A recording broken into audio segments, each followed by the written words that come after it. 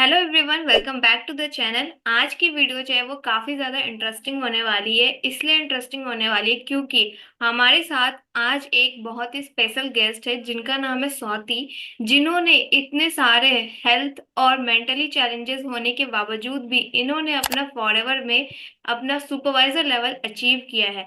तो आज हम उनसे उनकी पूरी जर्नी जानने वाले हैं, उनके बारे में जानने वाले हैं, उनके साथ क्या हेल्थ इश्यूज है वो भी जानने वाले हैं, और उन्होंने सुपरवाइजर लेवल जो वो कैसे अचीव किया वो भी हम इन डिटेल जानने वाले हैं। तो चलिए हम बिना देर किए हुए वीडियो को स्टार्ट करते हैं। अगर आप चैनल पर नए हो तो चैनल को सब्सक्राइब कर लीजिए और वीडियो को लाइक कर दीजिए।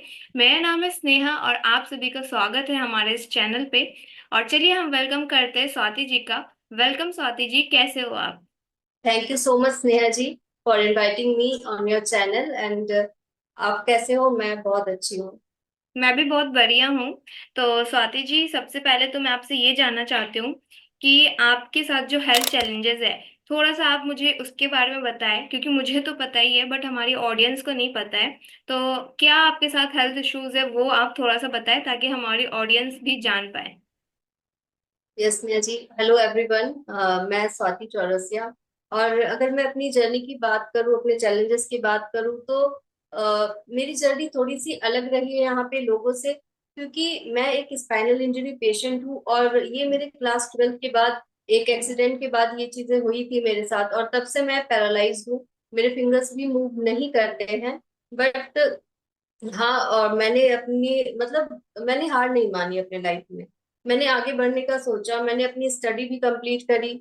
मैं पेंटिंग्स भी करती हूँ, मैं पोइट्रीज भी लिखती हूँ, लेकिन इन सब के बाद मेरी जब मास्टर्स में कर रही थी तो मेरा स्टडी ड्रॉप आउट हो गया। तो फिर मुझे लगा कि नहीं, मुझे कुछ तो करना है। तो मैंने फॉरएवर ज्वाइन किया, क्योंकि मैं फाइनेंशियली भी फ्रीडम चाहती थी कि फाइनेंशियली फ्री हो जाऊं।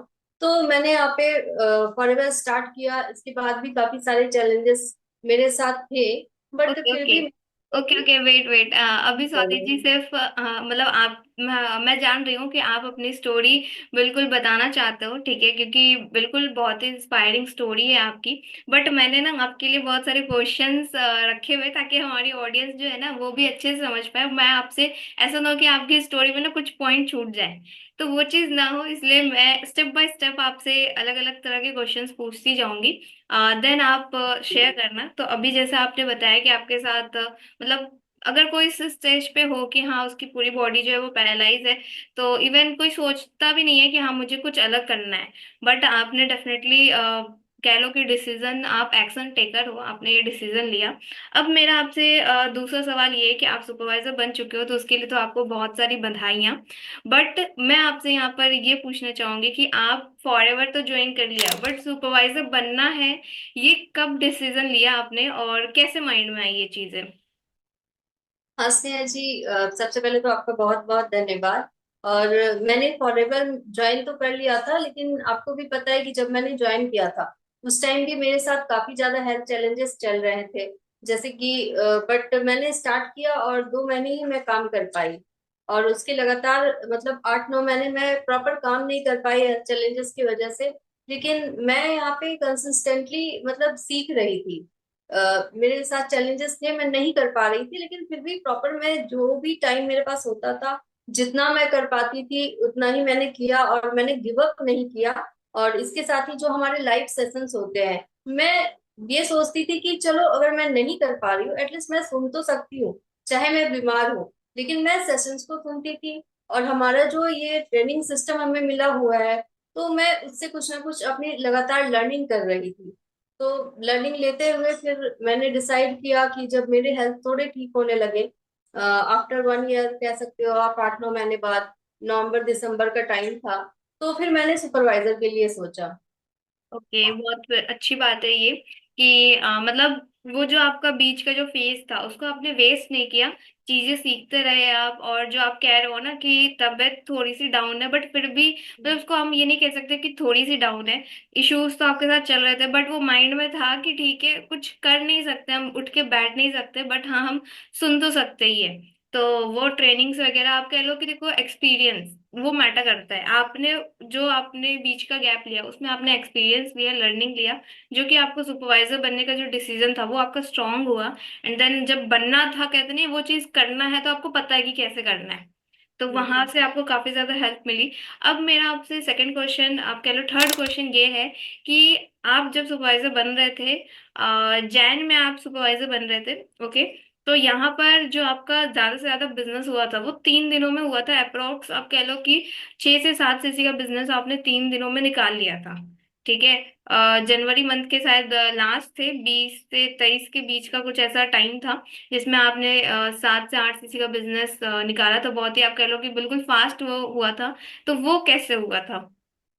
हाँ देखिए स्नेहा जी, वो कहते हैं ना कि बेस तो पहले ही से बन रहा था, क्योंकि एक टारगेट ले लिया था दिसंबर में ही कि जनवरी फरवरी मिला के मुझे सुपरवाइजर करना था 25 सीसी से, क्योंकि उस टाइम तो हमें नहीं पता था कि कंपनी कुछ ऐसा करने वाली है। बट ये तो हमारा प्लस पॉइंट हो गया कि 10 सीसी में ही अब हो रहा है।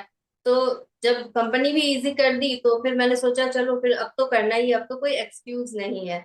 तो फिर मैंने काम शुरू किया और मेरा सिर्फ 4.5 सीसी का ही बिजनेस हो पाया था 22 जनवरी तक। और 23 24 25 इस 3 दिन में मेरा बाकी का जो भी आप कह लो कि 7.5 सीसी तक का बिजनेस मैंने कंप्लीट किया। और ये इसलिए हो पाया क्योंकि मतलब लोग मेरे साथ कनेक्टेड थे, और मैं प्रोडक्ट रिटेलिंग और ज्वाइनिंग दोनों पे फोकस कर रही थी। मैं एक चीज को लेकर नहीं चल रही थी, और टारगेट तो कहीं ना कहीं 25 सीसी का था। तो लोग से कनेक्टेड थी, तो इन 3 दिनों में मतलब लोग मेरे साथ कनेक्टेड थे बट उनको सही गाइडेंस नहीं मिल पा रही थी। उनको उनके प्रॉब्लम्स का सॉल्यूशन नहीं मिल पा रहा था कहीं से, जो कि उनको मेरे से मिला, तो उन्होंने मुझे ज्वाइन किया। और यहाँ पे उनको एक बेस्ट सिस्टम भी मिल रहा था, सही गाइडेंस भी मिला। तो 3 दिन में मेरा फटाफट से सारी मैंने ज्वाइनिंग्स करवाई, बिलिंग करवाई, और इस तरह से सीसीज निकले। और मतलब इस 3 दिन के अंदर मैंने 1.5 से 2 सीसी का प्रोडक्ट भी रिटेल किया। तो इस तरीके से मेरा यहाँ पे आके मतलब 25 जैन को मेरा सुपरवाइजर डन हो गया था। और अब तो ये हमारे पास प्लस पॉइंट है कि जो भी अब सीसीज हो रहे हैं उसका तो मतलब कमीशन भी ज्यादा बढ़ के आएगा, क्योंकि सुपरवाइजर लेवल पे है।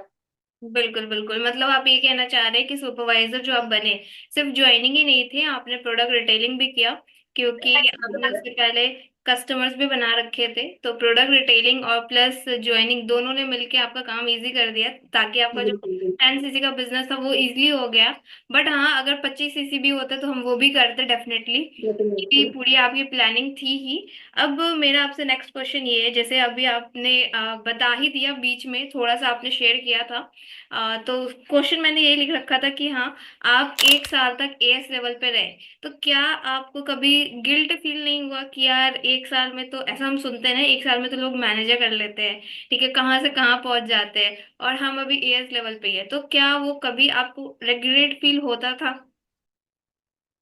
नहीं स्नेहा जी, देखिए कभी कभी तो ह्यूमन बींग हूँ तो मतलब आता है, डिमोटिवेट होते हैं लोग, मैं भी होती थी, ऐसा नहीं है।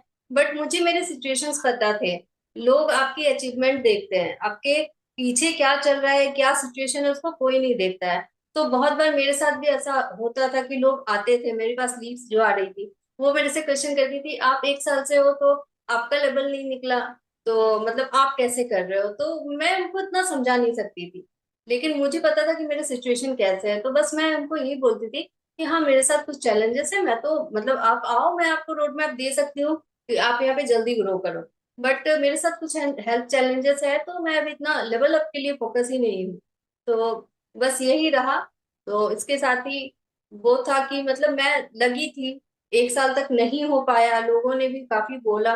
बट 1 साल के बाद जैसे ही मेरे मुझे लगा कि अब मेरे हेल्थ थोड़े ठीक हो रहे हैं, और प्रोडक्ट भी डिटेलिंग हो रही थी, लीड्स भी आ रही थी, तो फिर मैंने टारगेट लिया और रिजल्ट आपके सामने है।